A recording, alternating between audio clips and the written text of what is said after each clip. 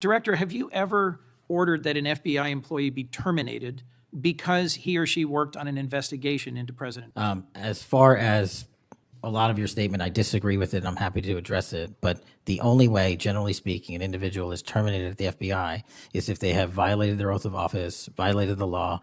Those who say that they've been fired because of working on investigations into President Trump are lying or misrepresenting? Well, those matters are alleged in litigation, which is ongoing, so I can't comment on those specifically. Could you comment on why you fired former acting FBI Director Driscoll? I can't because it's ongoing litigation. I'm seeing an FBI leadership more focused on social media clout and on political revenge than on fighting crime. You had told me in May that you'd send me updated statistics about the Section 702 searches of Americans' data. I haven't received it. When will I get that? Director Patel, thank you for being here. There's a number of issues I hope that we can speak to. I want to start by reading something you said to me during your confirmation hearing under oath. I have no interest, no desire, and will not, if confirmed, go backwards. There will be no politicization at the FBI. Then you looked me in the eyes and said there will be no retribution actions taken by the FBI should I be confirmed as director. I told you that in your office. I tell you that again today. I'm concerned that that's not what's happened, that since you took over as director, you've cleaned house or forced out senior leaders across the Bureau, in particular targeting those that worked on investigations of President Trump. The former acting director has just sued you for firing him for political reasons. So did a leader in the D.C. field office. And the well-respected leader of the Salt Lake City office was pushed out last month, leaving that office shorthanded at a particularly difficult time. I'm worried that these actions compromise the Bureau's ability to keep Americans safe. Hundreds of agents have resigned. You are lowering application standards to fill vacancies. You've reassigned large numbers of agents to work on immigration and street crime, issues other law enforcement agencies can handle, perhaps more effectively with the FBI, but I'm concerned that this compromises the Bureau's ability to address national security risks, uniquely its capability. In fact, you've shut down the Office of Integrity and Compliance, which makes sure that agents act in a lawful and ethical way, and reassign staff away from domestic terrorism investigations exactly at a moment I think we are all concerned about it. I also have to ask, you came before the Appropriations Committee in May and told us you wanted a $500 million budget cut for the FBI, literally an effort to defund the police.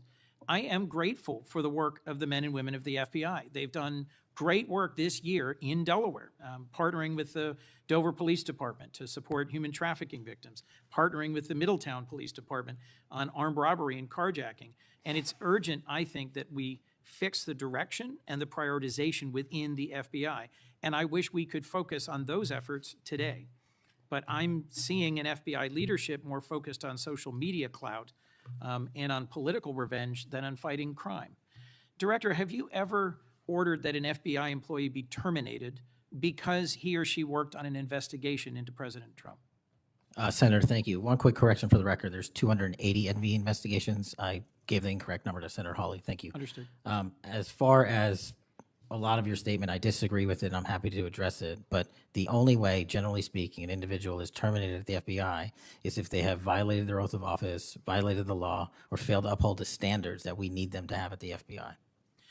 So, hey everyone, welcome back to the channel. Today I'm reacting to a pretty heated Senate hearing with FBI Director Patel, and let me tell you, this one was not routine oversight. It quickly turned into a political showdown about the future of the FBI, its priorities, and whether it's still an independent law enforcement agency or just another political tool. So right out of the gate, senators pressed Patel on whether he's been firing or forcing out top FBI officials just because they worked on investigations into former President Trump. Patel flat out denied it, saying people only get terminated for violating the law, their oath, or FBI standards.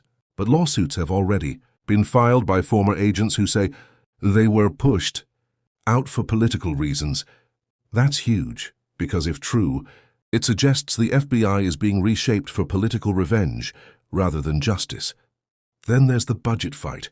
Patel defended cutting about $500 million from the FBI budget. He says it's about eliminating waste, duplicate contracts, and saving taxpayer money by moving headquarters. But senators raised the obvious concern: fewer agents, lower recruitment standards, and cutting resources. How does that make the FBI stronger? Honestly, this sounds like a gamble. Efficiency is good, but if the Bureau can't fill critical positions, how do they handle violent crime and national security threats at the same time? They also went deep into Section 702 of FISA, which lets the government collect foreign intelligence, but can sometimes sweep up Americans' data. Patel claimed reforms are in place: stricter oversight, immediate suspension for misuse, and an audit system.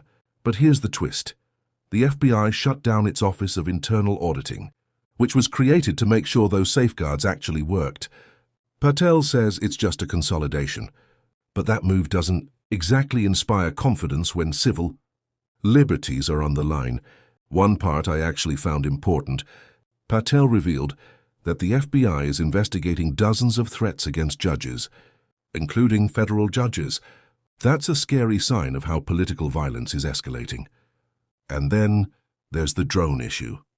The FBI and DHS are already working together to stop drones from being used at big events like the World Cup or the Olympics.